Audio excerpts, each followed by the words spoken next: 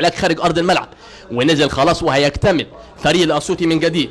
بينما كان سجل عمر السعيد، حلوه التسديده، جول جول احمد سمير، هدف رائع، هدف رائع من احمد سمير. النهارده يعلن عن نفسه بتسديده ديدانه والله من احمد سمير. مع ايه؟ مع اول 5 دقايق من عمر الشوط الاول احمد سمير استغل مرحله جس النبض. نبض ايه يا جماعه؟ ده خلص على اللقاء من البدايه بهدف مبكر. ادي الكوره عليت هنا لاحمد سمير اللي بيبحث دائما عن مساحه للتسديد، وحينما تتاح له الفرصه للتسديد فابحث دائما عن الكرة داخل الشباك. سدد بقدمه اليسرى قوية جدا على شمال الحارس عصام ثروت. والله ولا عصام ولا اكتر من عصام يقدر يعمل معاه حاجة. هدف اول منتهى الروعة عن طريق هذا اللاعب احمد سمير.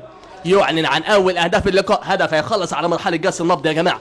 خلاص مش لاعب مصطفى كالوشة، هجمة مرتدة للداخلية، استلام من محمد زيكا واللاعب حماده طلبه. زيكا تاني، عدل زيكا التسديده، هدف تاني محمد زيكا من سجل في الخساره من الاسماعيلي بهدفين مقابل هدف وحيد. يعود ليعلن عن تاني اهدافه بالتسجيل في مرمى الاسيوطي ويعلن عن الهدف الثاني. تسديده اولى من احمد سمير وتسديده ثانيه من زيكا، يعلنوا عن هدفين دون مقابل للداخليه على فريق الاسيوطي. وطبعا النتيجه موجوده على وجه الكابتن علي ماهر. لكن بص شوف زيكا بسرعاته، بص شوف زيكا بانطلاقاته، عدى وفات، عدل على يمينه، سدد بقدمه اليمنى على يمين عصام ثروت ليعلن عن تاني الاهداف ويزيد المقدمه بثنائيه. هدفين دون مقابل للداخليه على فريق الاسيوطي. واتصعبت المهم ان لم يكن للاعيبه الاسيوطي راي اخر، لكن ايه الداخليه